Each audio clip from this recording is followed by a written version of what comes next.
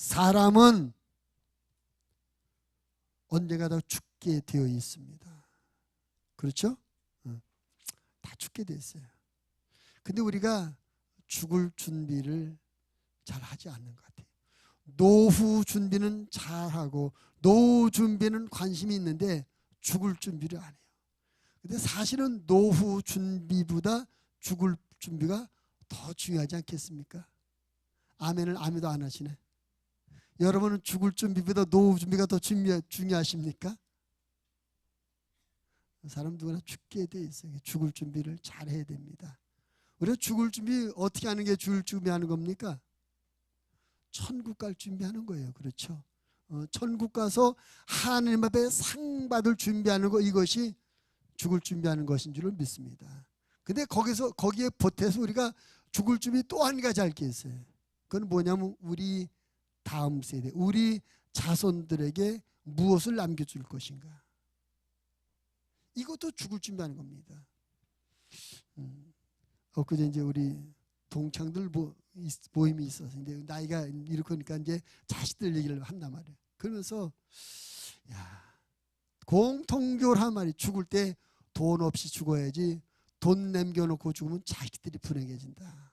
주변에서 친구들이나 뭐 선배들이 죽는데 많은 재산을 물려놓고 죽으니까 자식들이 장례식에는 관심이 없고 그 유산 누가 더 가져가, 이거 싸우느라고, 머리 싸움하느라고 정신이 없다는, 그 꼴을 봤다는 거죠. 우리가 절대 그래요. 자식들에게 돈 물려주지 말자. 옆 사람에게 자식에게 돈 물려주지 맙시다. 목사님, 물려줄 돈이 없어요.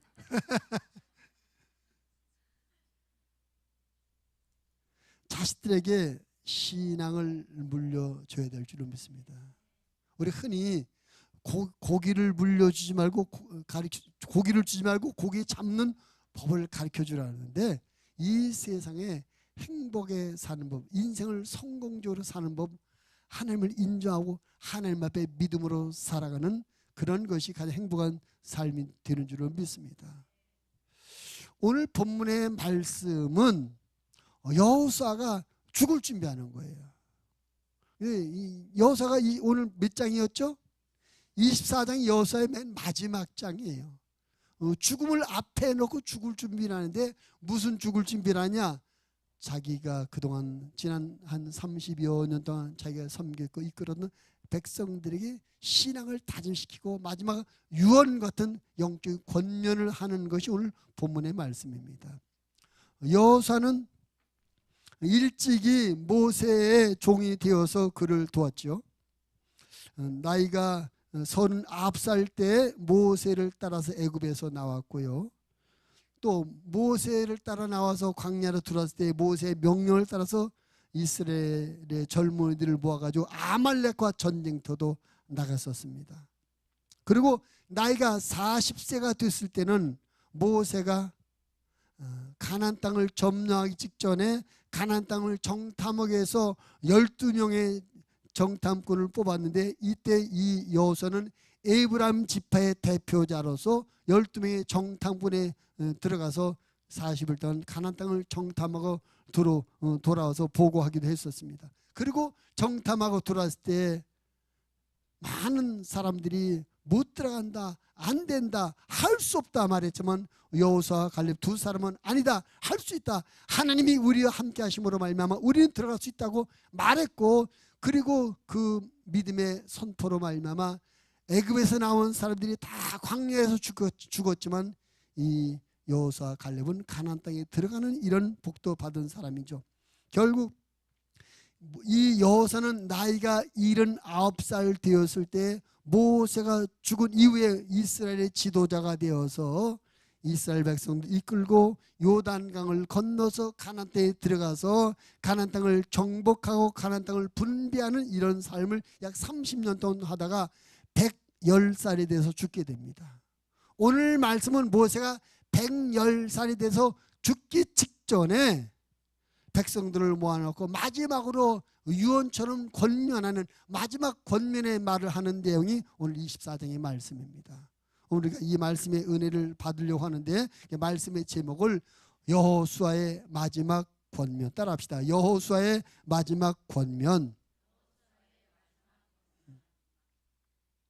여호수아가 백성들에게 마지막으로 신앙에 대한 권면을 하고 있는데, 우리도 죽을 준비하는 것 가운데 우리 자손들에게 마지막 죽기 전에 신앙생활 잘하라고, 예수님 잘 믿으라고, 어떤 어려움이 있고 어떤 세상적인 유혹이 있어도 끝까지 믿음을 지키며 살라고 이 마지막 권면을 하고 죽을 수 있는 저와 여러분 되어지기를 바랍니다. 아침부터 죽을 얘기하니까 기분이 좀 안 좋죠. 기분이 안 좋지만 사실인 걸 어떻게, 우리 죽을 수밖에 없는데요. 그렇지 않습니까? 더 답답한 것은 우리가 죽기는 분명히 죽는데 언제 죽는지 모르잖아요. 언제 죽는지 모르기 때문에 항상 준비해야 돼. 내가 마지막에 죽을 때 이런 유언을 하리라. 우리 자녀들에게 예수님 잘 믿으라고, 어떤 어려움이 있고 어떤 세상적 유혹이 있어도 흔들지 말고 예수님 잘 믿으라고 마지막 권면을 할 수 있는 그런 준비를 우리들이 해야 될 줄로 믿습니다. 오늘 여호수아가 죽기 직전에 이스라엘 백성들에게 하는 이 마지막 권면의 말씀을 통해서 우리가 은혜를 받고 우리의 신앙을 또한 다짐하려고 하는 것입니다. 자, 말씀에 들어 제일 먼저 첫째로 보니까 1절 말씀에 보니까 한번 1절 같이 읽어볼까요?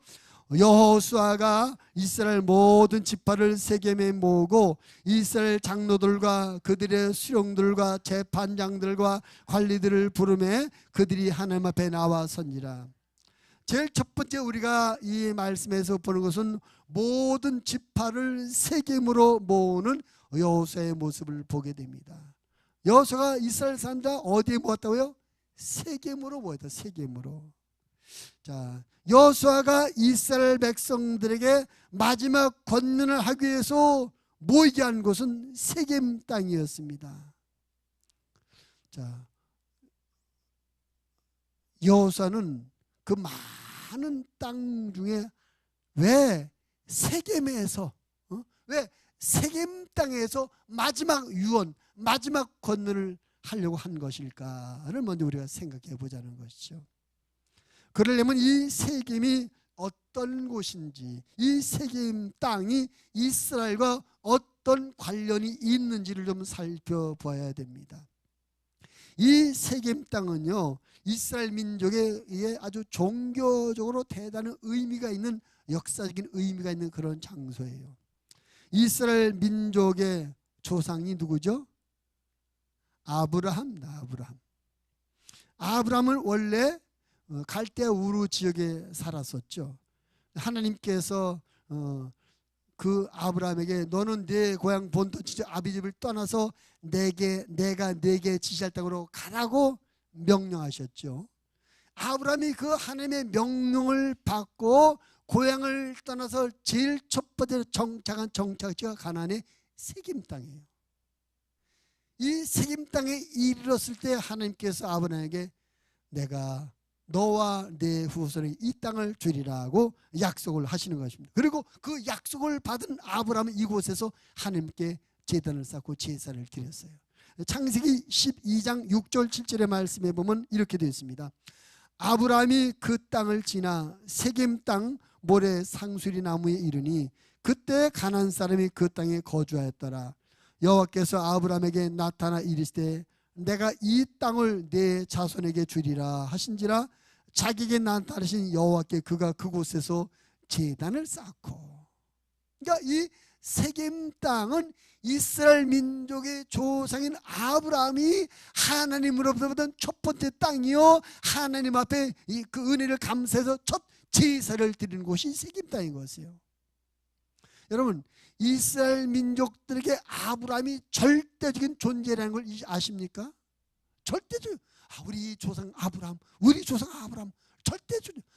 이 세겜 땅, 우리 조상 아브라함이 하나님으로부터 땅을 약속받은 것이고 하나님 앞에 첫 제사를 드리는 것이다. 아주 의미가 있는 것이죠. 뿐만 아니라 이 세겜 땅은 아브라함의 손자였던 야곱이, 우리가 야곱이 쌍둥이형 에서를 속이고 장자의 명분을 받고 장자의 축복 기도를 받은 것 때문에 그 형에게 맞아 죽을까 봐 외삼촌 집에 20년 동안 피난살이 하다 온 걸 아시죠? 20년 동안 살다가 하나님께서 너는 돌아가라, 내 고향으로 돌아가라 말씀을 들을 때 그 봤던 아람을 떠나서 이제 고향으로 돌아갈 때 이 가나안 땅에 들어서 첫 장막을 친 곳이 바로 이 세겜 땅입니다. 그리고 자기를 따르는 모든 종족들이 야, 우리가 우상을 상대하는 것을 다 묻어버리라, 없애버리라. 그래서 우상을 그 가난 바단 아람에 살면서 그 물들었고 자기도 모르게 접했던 우상의 모든 폐물 장식들을 다 묻어버리고 하나님 앞에 예배드리는 것이 또 세겜 땅이에요. 다시 말해 하나님 앞에 하나님만 제대로 섬기겠다고 신앙에 결단한 것이 바로 이 세겜 땅인 것이죠. 여호수아 때는 하나님께서 요단강을 건너서 가나안 땅에 들어왔을 때 바로 이 세겜 땅에서 하나님이 여호수아에게 이스라엘 백성들 전부 불러 모아라. 그리고 사람들의 반은 에발산 앞에, 반은 그리심산 앞에 서게 하라. 그리고 너는 그들에게 내 언약의 말씀을 선포하라 해갖고 하나님의 선포대로, 하나님의 말씀대로 여호수아에서 하나님의 약속 두 가지, 축복의 말씀과 저주의 말씀을 선포한 장소가 바로 이 세겜 땅인 것입니다. 그러니까 이스라엘 백성들이 세겜 땅에 딱 오게 되면 얼른 생각나는 것이 이런 하나님께서 자기 조상 아브라함에게 축복하신 곳이다. 우리 아브라함이 첫 예배를 드리는 곳이다. 우리의 조상 야곱이 이곳에 와서 신앙을 결단하고 우상을 다 묻어버리는 곳이다. 또 이 세겜 땅은 하나님의 축복과 저주의 말씀이 우리에게 선포되는 곳이다. 그들은 그 세겜에 올 때 하나님과 연관, 하나님과 관계, 하나님과의 신앙의 결단을 생각할 수밖에 없는 것이죠. 여러분, 우리가 인생을 살면서 여러분 이사를 몇 번 다니셨습니까? 우리가 여기저기 다니게 되는데 의미 있는 장소에 있어요. 예를 들면 결혼해서 첫 삶을 꾸렸던 장소라든지, 아니면 우리가 애써서 돈 벌어서 첫 내 집을 샀던 그 장소란, 이런 것은 의미가 있죠. 신앙적으로도 마찬가지. 신앙적으로도 말이죠. 우리가 첫 교회, 또 성령 받았던 교회, 아니면 기도원, 그 장소, 또 아니면 하나님 앞에 특별한 체험을 했던 그런 거, 그런 거 기억나지 않습니까? 그래서 그것만 가면 내가 옛날에 여기서 은혜 받았지, 옛날에 내가 여기서 이렇게 기도했지, 그 생각이 나요. 그러니까 장소라는 것은, 어떤 장소라는 것은 그 사람과의 역사적 관계 가운데 뭔가 특별한 의미를 부여하는 것인데, 그래서 이 여호수아는 이스라엘 백성들의 마지막 권면을 하려고 했는데, 근데 여러분 이 여호수아가 이스라엘 백성들에게 마지막 권면을 뭐 하려고 하는 겁니까? 하나님을 잘 섬기라고, 믿음 생활을 잘하라고, 이 말 하고 싶어서 사람들을 모으는데 이 말하기에 가장 적당한 장소가 어디일까? 이스라엘 백성들에게 역사적 의미가 있고 하나님 앞에 신앙 고백했던 장소였던 이 세겜에 그들을 모아놓고 마지막 권면을 하고 있는 것입니다. 오늘 우리가 이 말씀을 보면서 우리가 신앙이 느슨해질 때, 우리의 신앙에 회의가 든다든지, 또 영적인 혼란과 시험이 들 때 우리가 이 어려움과 혼란을 이기는 방법 중에 하나가 뭐냐? 내 신앙적으로 영적으로 의미가 있는 장소를 생각해보고 기회가 되면 찾아가 보고, 그곳에서 내가 처음 주님을 처음 만났을 때 내가 주님 앞에 눈물을 흘리며 고백했던 것, 성령 받았을 때 은혜 감사해 하나님 앞에 신앙을 다짐했던 것, 이것을 회상하며 떠올리며 기억하며 지금에 당한 영적 혼란과 시험을 이겨낼 수 있는 그런 우리의 지혜가 있어야 될 줄로 믿습니다. 그 정치인들은 말이죠, 정치인들은 특별한 일이 있으면 제일 먼저 찾아가는 곳이 어디죠?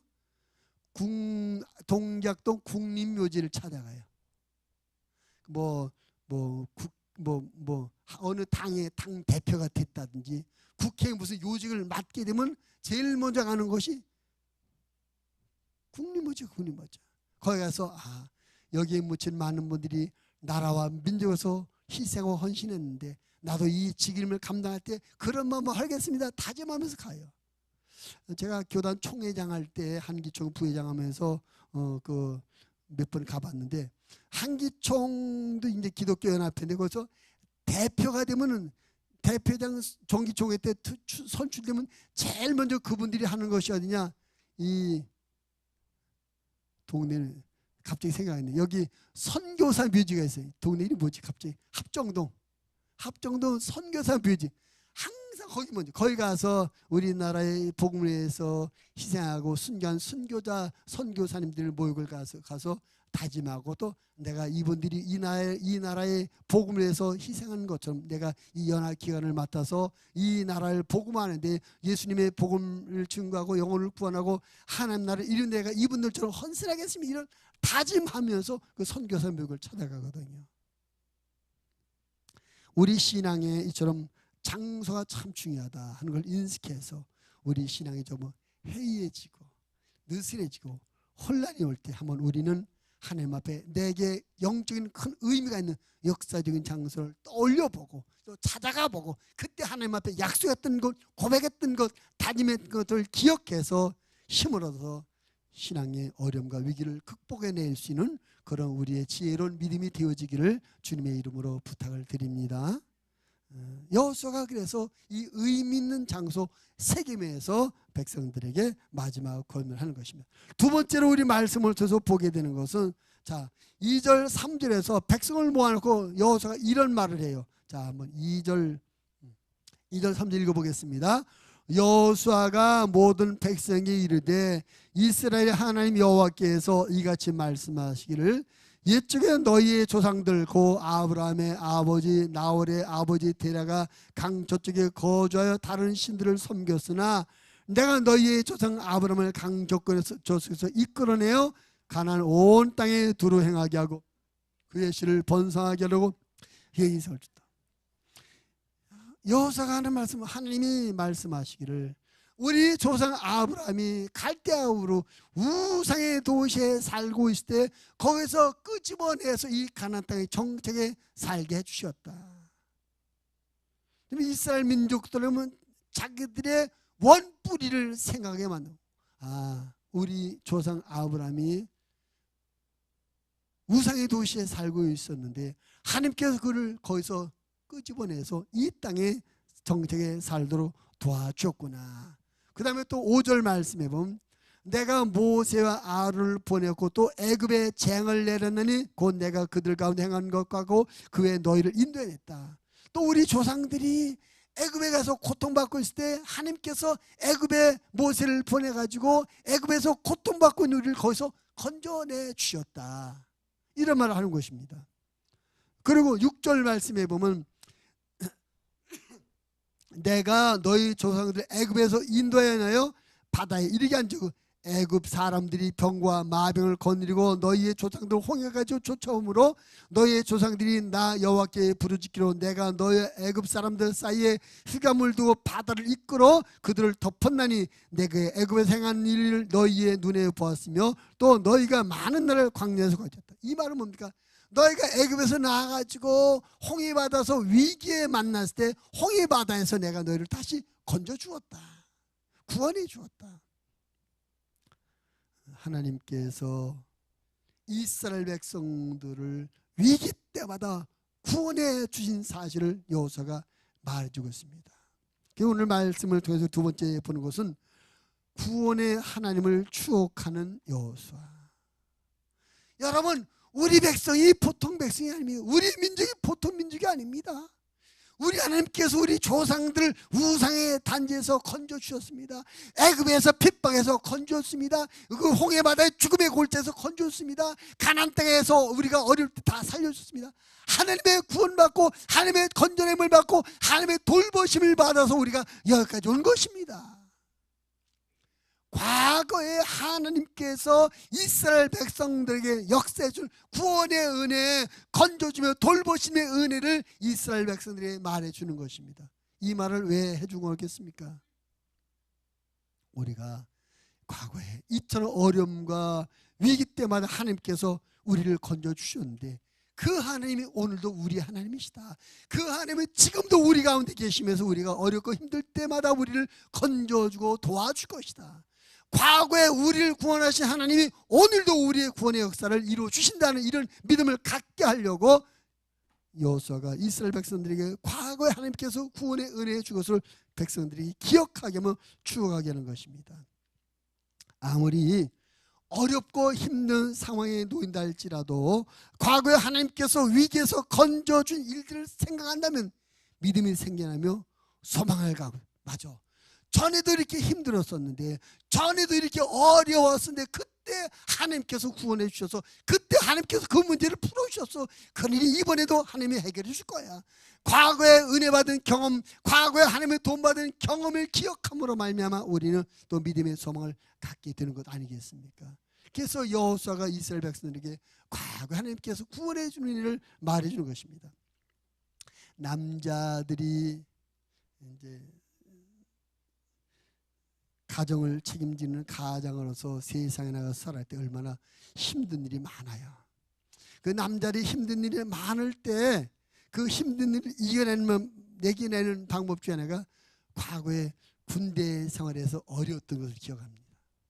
야, 그때 내가 군대에서 그렇게 어려웠어요. 그 어려운 군대 생활도 이겨내고 버텨냈는데 이까지고 못하겠어. 그래서 군인 정신으로 이 사회생의 어려움을 이겨낸다는 것이죠. 또 어떤 분들은 그 지갑에다가 자기 부인의 사진을 넣고 다닌대요. 그래서 그 힘들고 어려울 때마다 이 사진을 보며 이겨낸다는 거죠. 그 말을 들은 부인이 감동을 받는, 야, 우리 남편은 내 얼굴 보고 이겨낸대. 근데 그 남편을 그렇게 설명합니다. 힘들고 어려운 일만 돼. 내가 이렇게 힘든 여자하고 살고 있는데 이까지고 못하겠어? 이겨낸다는 거예요. 웃으신 분은 다 뭔가 속이 있는 거죠. 그렇습니다. 성도들은 내가 힘들고 어려울 때 나를 구원하신 하나님, 나를 도우셨던 그 하나님을 기억하면 다 힘을 낼 수 있고 소망을 가질 수가 있는 것입니다. 여호수아가 이제 죽음 앞에 났어요.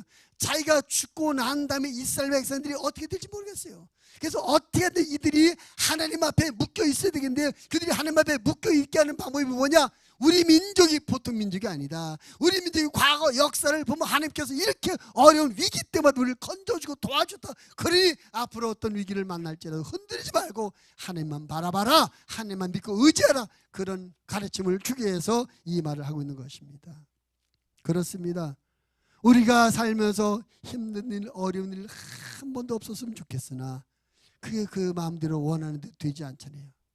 우리가 원하지 않는 어려움과 아픔이 있습니다. 우리 그때마다 현실의 아픔만 보고 낙심하거나 포기하지 말고, 과거에 이 아픔 가운데 이 비슷한 경우에 나를 도우셨던 하나님의 도움의 손길을 기억하시면서 소망을 갖고 그 하나님을 다시 붙잡고 그 하나님께 다시 기도할 수 있는 저와 여러분의 믿음이 되어지기를 바랍니다. 할렐루야. 다윗이 골리앗과 싸우러 나갈 때 다들 걱정합니다. 야, 너 어린 것이 저 장군과 어떻게 싸울 수 있겠느냐? 그때 다윗이 이런 말이에요. 내가 집에서 아버지의 양떼를 지킬 때 사자나 곰이 와서 물어갑니다. 그때 내가 그 사자가 또 곰이 물어간 내 양을 뺏으러 갈 때 하나님께서 나를 도와주셨습니다. 하나님께서 도와주심으로 말미암아 사자 입에서 곰의 입에서 양을 도도 찾아왔습니다. 과거에 그 내 양떼를 지킬 때 나를 도우셨던 그 하나님이 오늘도 도와주면 저 골리앗 괜찮습니다. 과거에 하나님께서 자기를 도우셨던 걸 기억해서 다윗은 용감하게 자신감 있게 골리앗과 싸우러 나갔고, 그 믿음의 고백처럼 하나님께서 그를 도우심으로 말미암아 골리앗을 이기뜨리고 전쟁을 승리로 이끌 수가 있었던 것입니다. 여러분, 하나님의 역사, 하나님의 은혜가 과거에만 묶여있지 마시고 과거의 하나님의 역사를 오늘 내 삶의 현장에 도입해서 이것을 믿음으로 승화시킴으로 말미암아 오늘도 과거에 받았던 구원의 은혜를 체험하며 하나님의 도우심을 체험하며 살아가는 하나님의 사람들이 되시기를 주님의 이름으로 부탁을 드립니다. 과거에 하나님으로 머물러 있지 마시고 오늘의 하나님으로 하나님을 섬기시며 고백하시기를 주님의 이름으로 부탁을 드립니다. 그렇죠. 오늘 하나님이 나를 도와주시면, 오늘 하나님께서 나를 밀어주시면 우리가 못할 일이 어디 있겠고 안 될 일이 어디 있겠어요.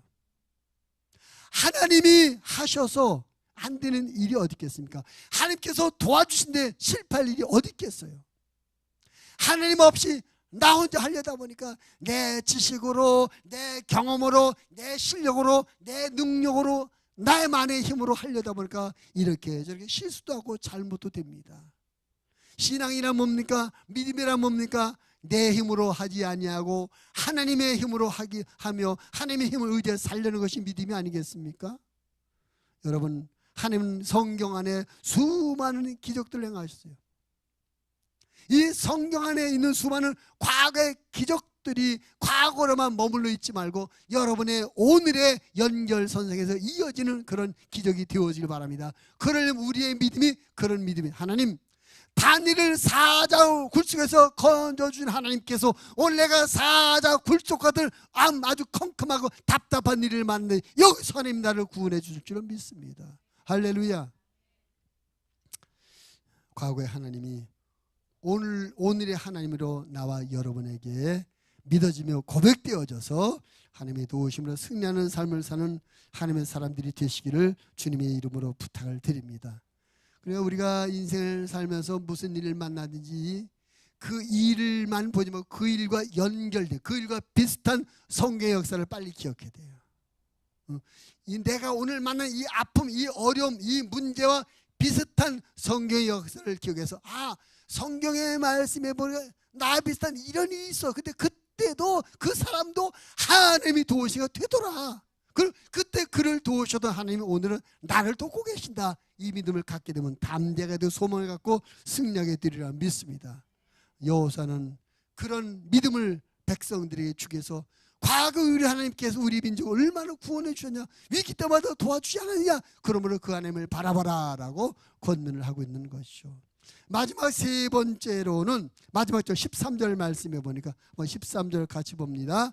내가 또 너희가 수고하지 아니한 땅과 너희가 건설하지 아니한 성읍들을 너희에게 주었더니 너희가 그 가운데 거주하며 너희는 또 너희가 심지 아니한 포도원과 감람의 열매를 먹는다 하셨느니라. 여호수아가 또 이스라엘 백성들이 하는 말은, 자, 우리가 먹고 사는 문제 이거 하나님이 다 해준 것 아니냐? 우리가 포도는 심지 않았지만 다 포도 먹게 해주지 않았느냐? 우리가 집을 짓지 않았지만 하나님이 다 지은 집 놓은 집 살게 하지 않았느냐? 이 말의 의미는 하나님께서 이스라엘 백성들의 생활의 필요를 공급해 주신 하나님이라는 것을 여호수아는 백성들이 떠올리며 추억하게 만듭니다.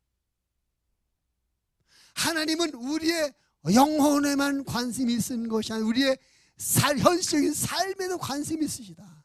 그래서 하나님 우리의 현실에 필요한 모든 필요를 하나님의 방법으로 우리에게 공급하시며 채우시는 그런 하나님이시다 라고 말해주는 것입니다.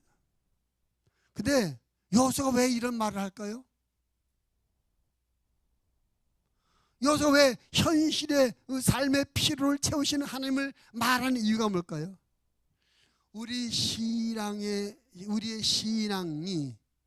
현실의 문제에 의해서 넘어지기도 하고 자빠지기도 하기 때문에.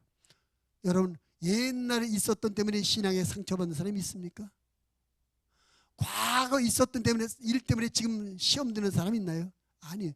지금 오늘 문제 때문에, 지금 오늘 문제 때문에 영적으로 당황하기도 하고, 지금 오늘 문제 때문에 시험 들기도 하고, 오늘 문제 때문에 넘어지기도 하는 거예요.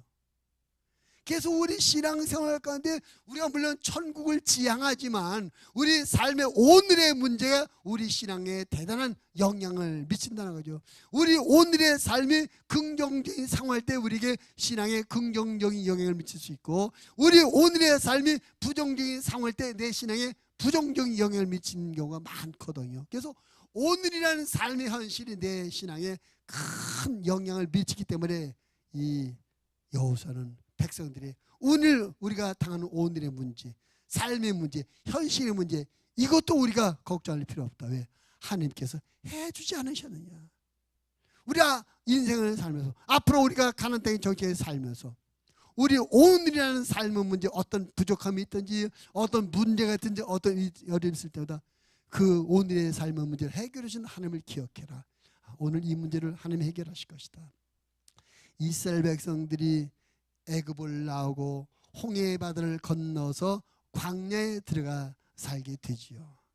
그 이스라엘 백성들이 광야에 살 때 40년 동안 살면서 그들이 무엇을 먹고 살았습니까? 하나님께서 내려주신 만나와 메추라기를 먹고 살았어요. 근데 하나님께서 이스라엘 백성들에게 만나를 먹이시는 방법, 만나를 주시는 방법이 아주 우리에게 큰 교훈을 줍니다. 하나님께서 이스라엘 백성들에게 만나를 어떻게 주시죠? 매일매일 아침마다 내려주시는 거예요. 이스라엘 백성은 매일 아침마다 나가서 들에 떨어진 광야에 떨어진 만나를 모아다가 콜콜 먹었어요. 우리 같으면 아이고 매일 나가기 귀찮으니까 한 달치 아니면 열흘치 보름치를 한 번에 주면 좋을 텐데 하나님께서 절대 그렇게 하지 않고 매일매일 아침마다 내려주신 것입니다. 그 하나님께서 한 번에 주지 않고 매일매일 1일씩 주신 데는 여러 가지 의미가 있지만 그 중에 특별한 의미가 뭐냐, 오늘도 나는 하나님의 은혜로 살아간다. 오늘도 우리는 하나님이 주신 것 가지고 먹는다. 이런 인식을 이스라엘 백성들에게 심어주기 위해서 하나님은 매일 아침마다 분주하지만 매일 아침마다 거두게 하신 것입니다. 예수님께서도 우리에게 기도를 가릴 때 우리에게 오늘날 일용할 양식을 주옵시고, 이왕 하나님 우리가 평생 먹을 걸 주세요 이렇게 기도하라고 하면 좋을 텐데 예수님께서 우리에게 평생 먹을 것을 구하는 것이 아니라 일용할 양식을 구하라고 했습니다. 이거 뭘까요? 오늘도 나는 하나님의 은혜를 삽니다. 오늘의 삶의 현실이 하나님의 의에서 유지되고 있음을 우리에게 깨닫게 하고 고백하게 하려고 일용할 양식을 구하게 하신 것이고, 만나도 매일매일 아침마다 주신 것입니다. 오늘 여호수아가 이스라엘 백성들에게 우리가 먹고 사는 문제, 집 짓고 먹고 사는 문제도, 오늘의 현실의 문제, 삶의 문제도 하나님의 은혜로 하나님의 도우심으로 살아가는 것이다. 그러므로 우리는 오늘도 하나님을 바라보고 하나님을 소망하는 그런 믿음을 가져야 된다라고 가르쳐주고 있는 것입니다. 모세가 그런 말을 했어요. 신명기 8장 4절에서 이 40년 동안에 내 의복이 헤어지지 아니하고 내 발이 부르트지 아니하였느니라. 모세가 이스라엘 백성들 하는 말이, 우리가 지난 40년 동안 광야 생활할 때 우리 먹고 입고 쓰는 의식주 문제, 우리 손으로 한 거 뭐 있느냐? 하나님이 다 해줬다. 먹는 것도 만나를 먹여주셨죠. 옷도 헤어지지 않게 해줘. 신발도 뜯어지지 않게 해줬다. 의식주 문제를 하나님께서 다 책임졌다는 것입니다. 여러분, 이 말씀을 보면서 우리가 하나님 앞에 고백해야 될 것이 있습니다.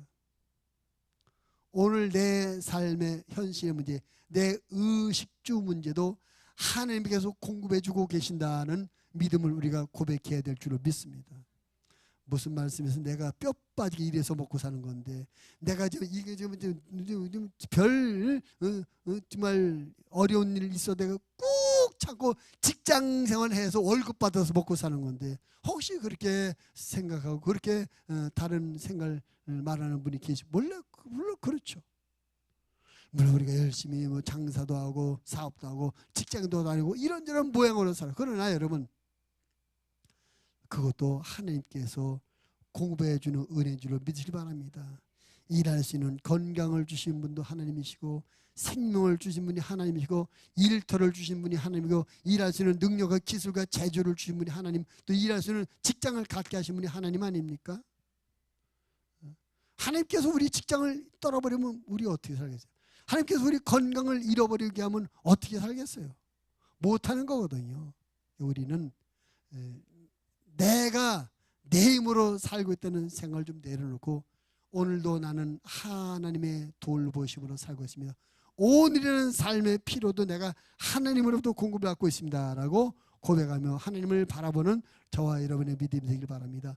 우리가 하나님에 대해서 믿을 것인데, 하나님께서 우리의 영혼만 구원하시는 것이 아니라 우리의 육체 생활에도 깊은 관심을 갖고 계시며 우리의 삶의 필요를 따라서 공급해 준다는 사실을 우리가 믿어야 되는 것입니다.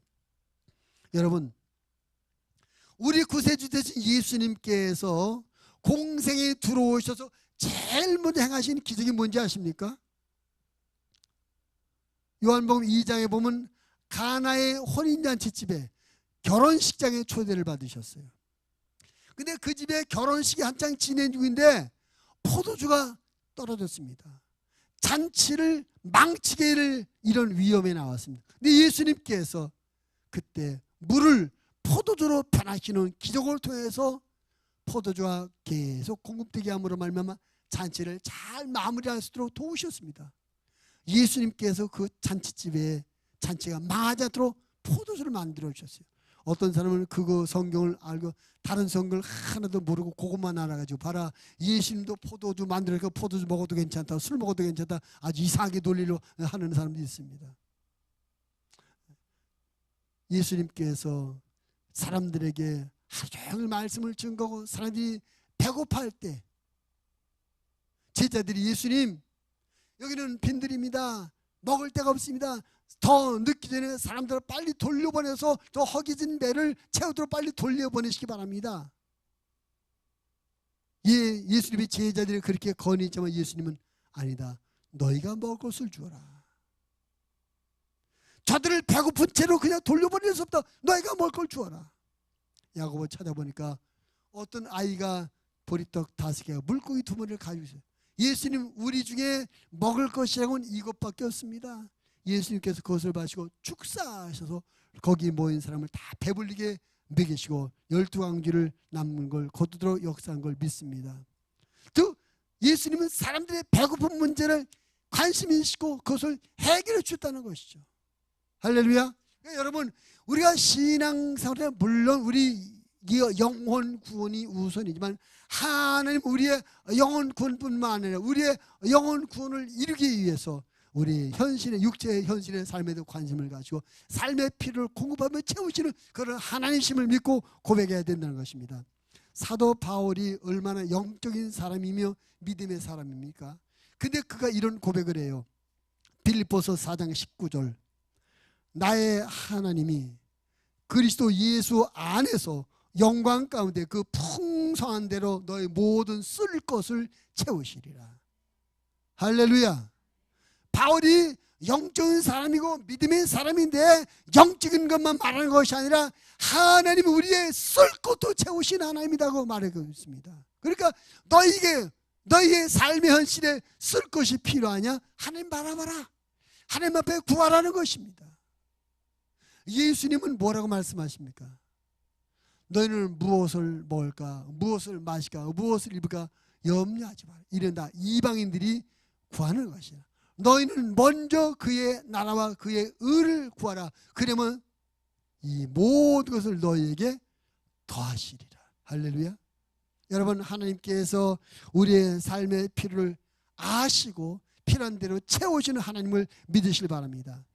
우리가 신앙생활하다가 현실의 문제, 삶의 필요 문제 때문에 신앙이 흔들고 시간이 주저앉는 경우가 많은데 그 현실의 필요, 현실의 문제가 생길 때마다 우리 하나님은 내 영혼뿐만 아니라 내 현실의 삶의 필요를 채우시는 하나님인 줄 믿으셔서 현실의 필요 때문에 더 하나님 앞에 나오시고 하나님을 부르짖으시고 하나님의 도움을 구하시는 그런 여러분의 믿음이 되어서 여러분의 믿음의 기도대로 하나님의 도우심을 받고 현실의 필요를 공급하고 채워지는 해결하는 하나님을 사랑하시는 저와 여러분 되어지기를 주님의 이름으로 부탁을 드립니다.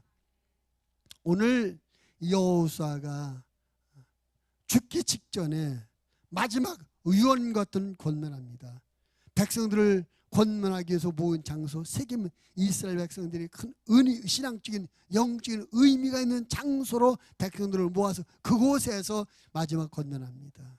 우리 신앙이 힘들어지고 또 신앙이 흔들거릴 때 우리는 내게 신앙적인 의미가 있는 특별한 장소를 기억해보고 그때 내가 그 하나님 앞에 고백하고 다짐했던 것을 기억해보면서 위기를 극복하며 이겨내시는 지혜로운 저와 여러분의 믿음이 되기를 바랍니다. 하나님은 우리에게 구원의 은혜를 베푸신 하나님, 우리가 위기 때마다 우리가 어릴 때마다 구원하신 하나님이십니다. 우리가 무슨 일을 만난지 문제만 보지 마시고 과거에 이 위기에서 나를 건져주셨던 하나님, 과거에 나를 돌보셨던 하나님을 기억하셔서 그 하나님의 도움을 구하시고 그 하나님의 도우심으로 현실의 어려움을 극복하며 승리하는 저와 여러분이 되어지기를 바랍니다. 하나님, 우리 영혼뿐만 아니라 우리의 현실의 삶, 육체의 삶에도 관심이 있고 우리의 필요를 채우시는 하나님이십니다. 우리의 삶의 필요를 채우시는 하나님을 소망하고 그 하나님의 도우심으로 우리의 삶의 필요가 채워져서 우리 하나님을 더 자랑하며 고백하며 사랑하는 저와 여러분 되어주시게 되길 바랍니다. 이제 이 여호수아가 이렇게 세겜에서 하나님 우리를 구원하신 하나님이십니다. 하나님 우리의 삶의 현실의 필요를 채우신 하나님이다 말하고 마지막으로 다짐합니다. 그것이 이제 14절 15절인데 자 14절 15절 같이 읽어보겠습니다. 여호수아 24장 14절 15절 시작. 그러므로 이제는 여호와를 경외하며 온전함과 진실함으로 그를 섬기라. 너희의 조상들이 강 저쪽과 애굽에서 섬기던 신들을 치워버리고 여호와만 섬기라. 만일 여호와를 섬기는 것이 너희에게 좋지 않게 보이거든 너희 조상들이 강 저쪽에서 섬기던 신들이든지 또는 너희가 거저는 땅에 있는 아모리 족속의 신들이든지 너희가 섬길 자를 오늘 택하라. 오직 나와 내 집은 여호와를 섬기노라 하니. 마지막으로 결론하며 다짐합니다. 자, 우리 하나님이 이런 하나님인데 어떨 것이냐? 우상을 계속 섬길 것인지 하나님을 섬길 것인지 결단해라. 오직 나와 내 집은 여호와만을 섬기겠다고 결단합니다. 여러분과 제가 어떤 상황, 어떤 현실에 놓일지라도 오직 나는 하나님만 의지하겠습니다. 하나님만 섬기겠습니다. 하나님만 바라보겠습니다. 이런 고백을 하셔서 여러분의 믿음의 고백대로 하나님께서 이끌어 주시고 하나님께서 구원해 주시고 하나님께서 채워주는 그런 삶을 살며 하나님을 더 복되게 섬기는 하나님의 사람들이 다 되실 수 있기를 주님의 이름으로 축원을 드립니다.